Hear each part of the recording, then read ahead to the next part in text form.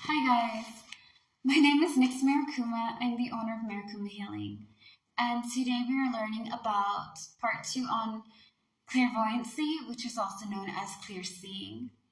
I'm going to name out some things that if you guys have more, like 4 or more of these, you may have this particular skill. I'm also going to go and read from the Psychic Witch about aura. Before I get started, I'm just going to warn you guys ahead of time. It's not that I can't read, it's just that sometimes I struggle on words. So I will try my best to pronounce and say the words correctly, but there will be some hiccups on the way, right? And I figured if you can embrace it, cool, right? Because I know that some of us have problems either saying words or reading words or trying to pronounce it. And for me, sometimes pronunciations are not my thing. But we're going to give it a go, right? Because you have to read something and you have to be able to speak out. So let's get started. Now, for clairvoyancy, if you guys are experiencing 4 or more, this may be you, all right? Also known as clear seeing. All right. Do you present 4 or more of these traits? You are very visual and have a good visual spectacle skills. You learn by watching others do things. You enjoy aesthetically pleasing images, rearranging things, and tidying spaces. You can quickly find coins, special pebbles, or lost items with a quick glance. You can identify people with colors or see flashes of colors in the corner of your eye when people walk by. Now, when it comes to colors, they're talking about aura, all right? Which can tell you a lot about people.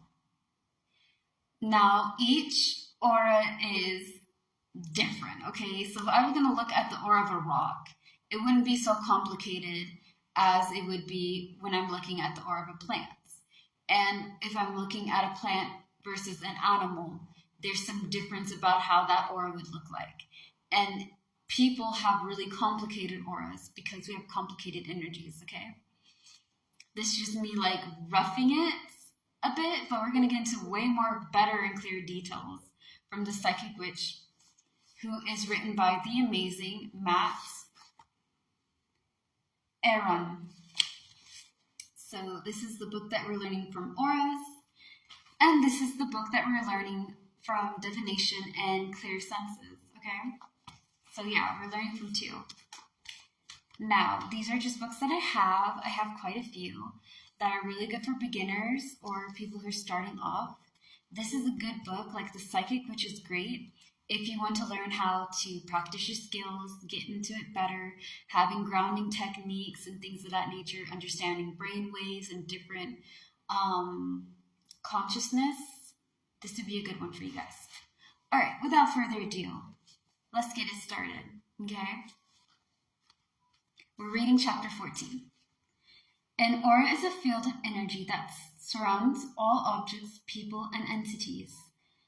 The more complex the being, the more complex the aura will be. For that reason, inanimate objects tend to have very basic auras. So it's very simple, very to the point. Rocks will have less complicated auras than plants. Plants will be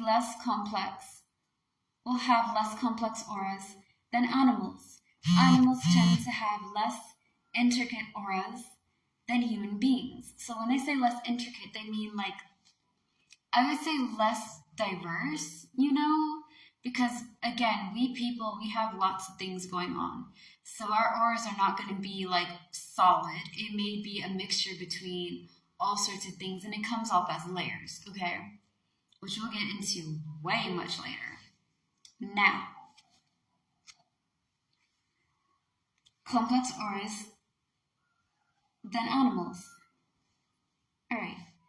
The aura appears as a field of colored light that convoys psychic information. So it gives you information in a psychic way. To us, auras can tell us about emotional state, moods, thoughts, health, and spirituality of a person. The word aura comes from the Latin word aura, which means a breeze. In Greco-Roman mythology, four gods personified the four cardinal winds. So this is the north, the south, the east, and the west, right? The winds of those directions and beings. These gods were called the Anemoi. The Anemoi had daughters, who were the nymphs of the breeze. These nymphs were called the Aurorae. There was also the principal goddess of breeze, who was named Aura. Aura and the Aurorae were depicted in classical art as having a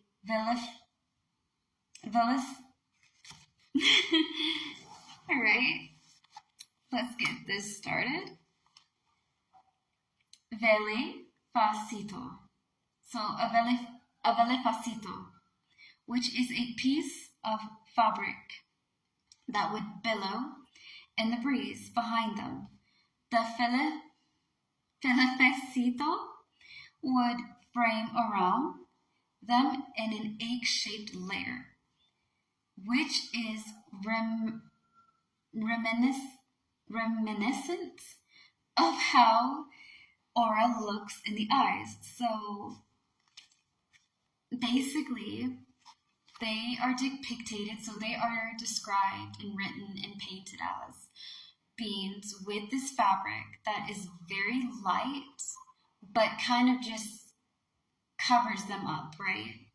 So yeah, that's what they're trying to say. All right.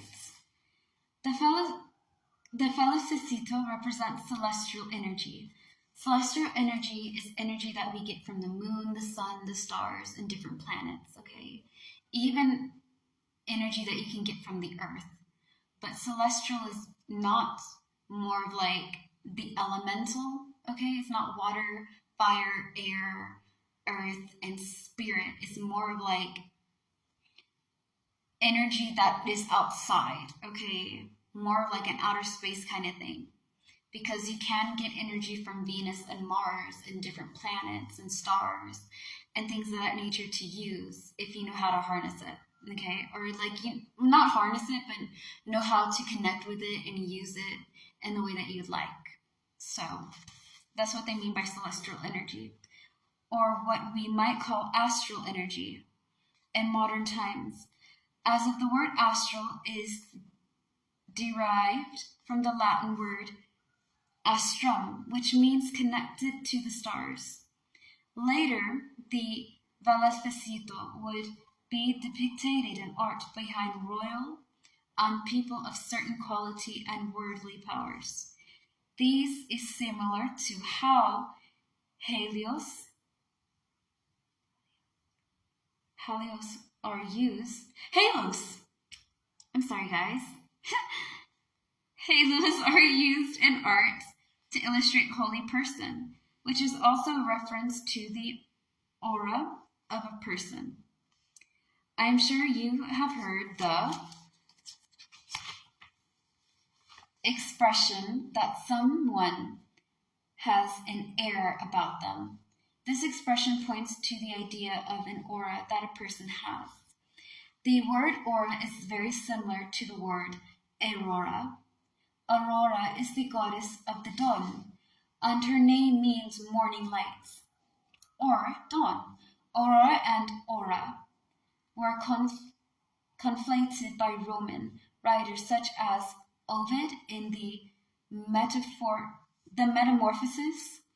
I think this gives another layer of meaning to why we use the word aura for the energy field. So not only is it non-physical air about a person that appears in layers, but it is also colored light, just as the dawn sky is filled with various colored lights and blending into one another just as aura around persons appear. So we'll learn more about that in the next one, okay? Peace.